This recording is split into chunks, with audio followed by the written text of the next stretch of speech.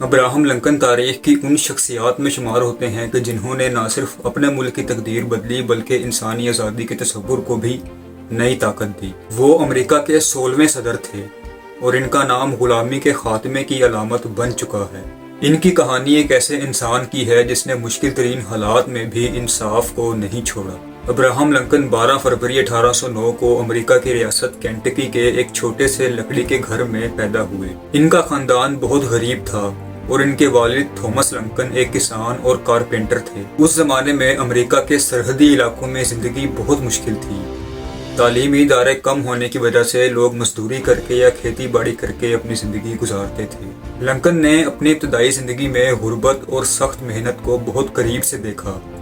وہ زیادہ تر خود تعلیم حاصل کرتے تھے کیونکہ باقاعدہ اسکول جانے کا موقع انہیں بہت کم ملا۔ وہ رات کو آگ کی روشنی میں کتابیں پڑھتے تھے اور علم حاصل کرنے کے شدید خواہش مند تھے۔ جب لنکن جوان ہوئے تو انہوں نے مختلف کام کیے۔ کبھی وہ لکڑیاں کاٹتے تھے، کبھی کشتی پر کام کرتے تھے تو کبھی دکان پر ملازمت کرتے تھے۔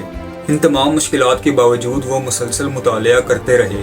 انہیں قانون، تاریخ اور سیاست میں خاص دلچسپی تھی۔ آہستہ آہستہ انہوں نے قانون کی تعلیم حاصل کی اور وکیل بن گئے۔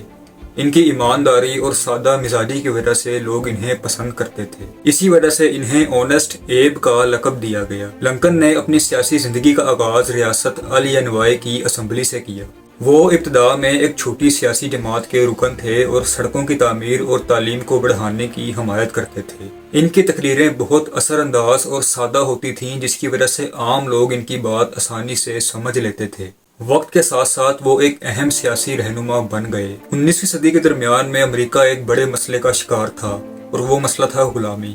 جنوبی ریاستوں میں غلامی عام تھی جبکہ شمالی ریاستوں میں اس کی مخالفت بڑھ رہی تھی۔ یہ مسئلہ صرف اخلاقی نہیں بلکہ سیاسی اور معاشی بھی تھا۔ جب لنکن قومی سیاست میں آئے تو انہوں نے غلامی کے پھیلاؤ کی مخالفت کی۔ ان کا موقف تھا کہ غلامی ایک غلط نظام ہے اور اسے مزید پھیلنے نہیں دیا جانا چاہیے۔ 1860 میں ابراہم لنکن امریکہ کے صدر منتخب ہوئے۔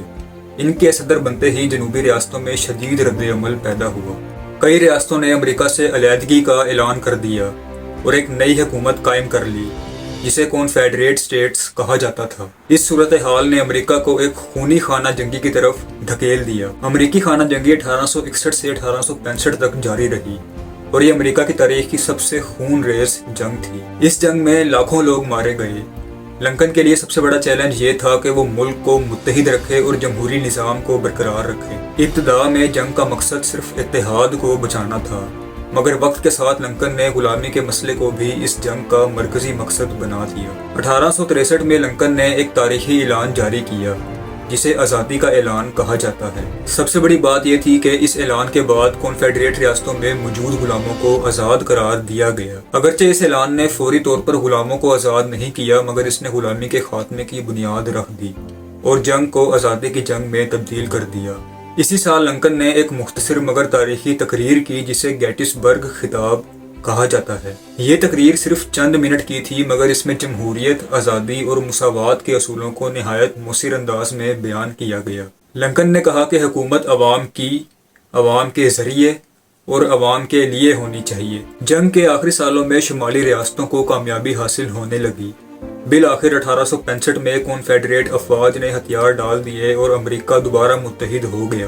غلامی کے خاتمے کے لیے امریکی آئین میں 13ویں ترمیم منظور کی گئی جس نے غلامی کو مکمل طور پر غیر قانونی قرار دے دیا، مگر بدقسمتی سے لنکن اس کامیابی کو زیادہ عرصہ نہیں دیکھ سکے۔ 14 اپریل 1865 کو واشنگٹن کے فورڈ تھیٹر میں ایک ڈرامہ دیکھتے وقت ان پر حملہ کیا گیا۔ انہیں ایک شخص جان ویلکس بوتھ نے گولی مار دی جو جنوبی ریاستوں کا حامی تھا۔ اگلے دن لنکن زخموں کی تاب نہ لاتے ہوئے وفات پا گئے۔